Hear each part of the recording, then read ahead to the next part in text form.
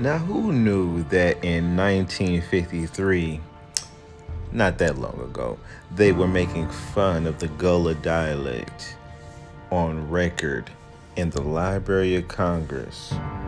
They had literal songs trying to make fun of your dialect.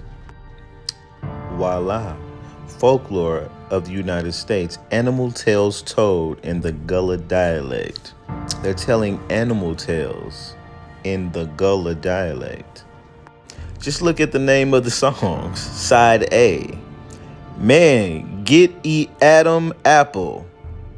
But partridge out hides but rabbit. But black sneak get catch. You not convinced that they were making fun of you? That's where Gullah came from. Here's one of the songs. When farmer God first make the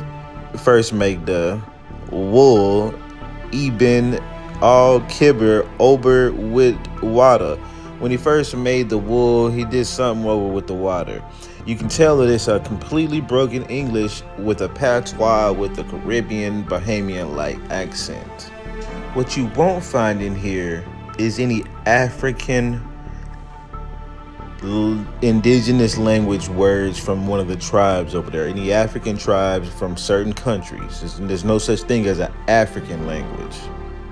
One time, Bud Rabbit been a walk bout been a pleasure, self, and he meet up with the Bud Partridge been unpleasure himself. So,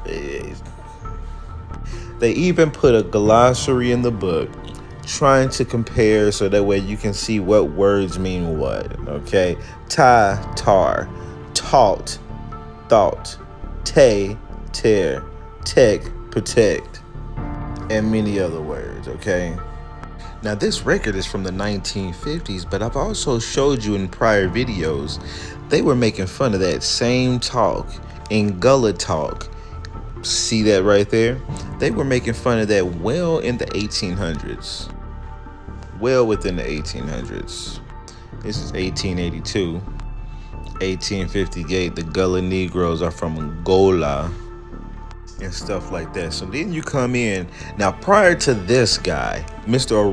Lorenzo Turner, who wrote this book, which is a more modern version, and he tries to compare Africanisms to the broken dialect of English that these people speak, which is a patois-like English, broken English, but it's not African. You see no African words. And personally, as I look through a lot of these newspaper clippings, I see no African words. They're all English words to the T, mispronunciated. What these people are trying to say is we still have African words sprinkled in that bitch. It must be sprinkled in like white folks seasoning, because I ain't seen a piece of it, okay? But the government has always sent people to try to learn what we do and record it, right? Like our languages. Listen to this. Our dialect, our slang, right? Regional American dialects such as Brooklynese, Southern Mountaineer, or Pennsylvania Dutch. It is a discussion of another American dialect. Leroy, get on up now. Don't you hear that?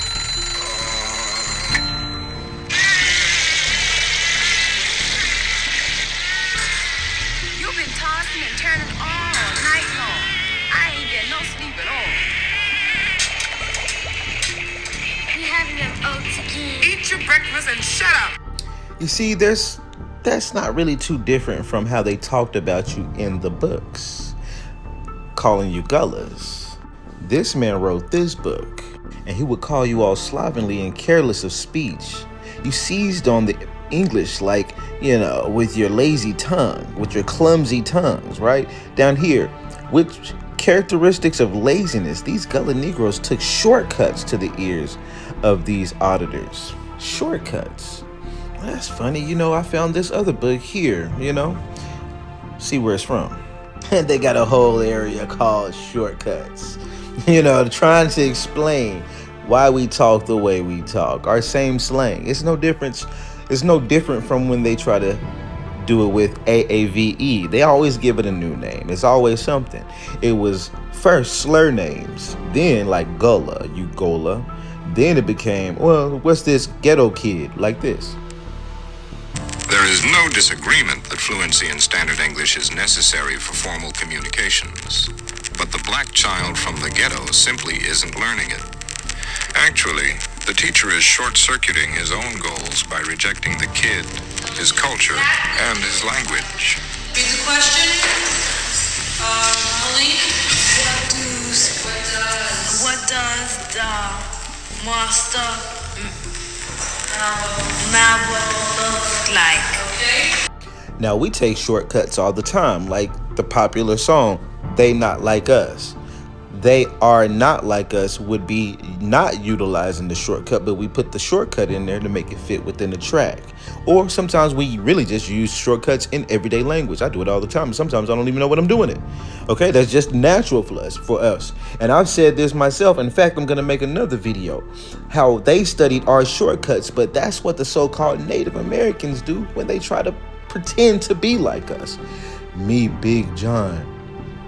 We go down big lake, swim very far. You get it? But look at this. None of this is African. This one for him. And this one for me. That is more of a Caribbean, Bahamian kind of patois kind of thing going on. Guan wada, e freeze, e hot, e rain, e guine, wada. Nothing African. But this entire book, along with these songs that make fun of you, literally try to explain away our slang. See, it's no difference than trying to put words and meanings to the words and meanings and things that we say differently. Yet they've always tried to compare it to something from Africa, even with what they just talked about in the video. First on the plantations, then in black communities throughout the nation, the language developed. It became very strong, very inside, and very deep. And it retained many African structures and characteristics. But they can't tell you. They always tell you it retains some kind of African structure, but they never tell you what these African connections are. So you get this guy, they was like, at some point they're like, we need a guy to come out with a book to make these connections.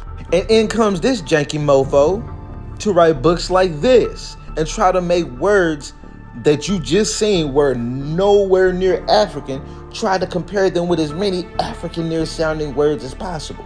It could be the smallest word. Oh, shwee over there sounds like shwee over here. So that has an African origin to it because they believe Africa was first, at least on the planet. So since the words sound similar, apparently it must be the same, and then it must have originated over there. Even though the whole time he knew what Negro Portuguese was, or he knew Portuguese, he studied at Harvard, Yale, Michigan, knew all of these languages and the mixing of languages, but he never asked that these Angolans from so-called Gullah Angolans who speak Portuguese don't speak Portuguese. He never asked why they don't have a Portuguese tongue, why they didn't retain the heavy amount of colonial Portuguese presence that was there prior to them so-called being shipped over. That's because it was never there. It has always been utilized to make fun of you. That's what it did first in the newspaper, calling you Gullah Negroes, and it was only one or two of these articles saying some people were shipped.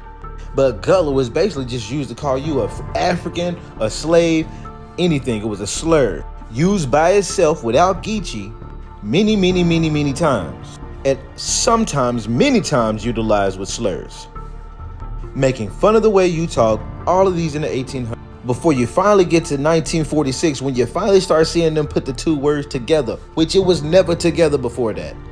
And then you get people like him trying to make connections, people like him solidifying it with $10 million in grants, people like her coming up with stories and faking plagiarizing stories, highly plagiarized, and Barracoon, whatever, highly plagiarizing these stories to solidify this propaganda to you so they can make money making fun of you. And then you accept it allowing them to make more money with museums.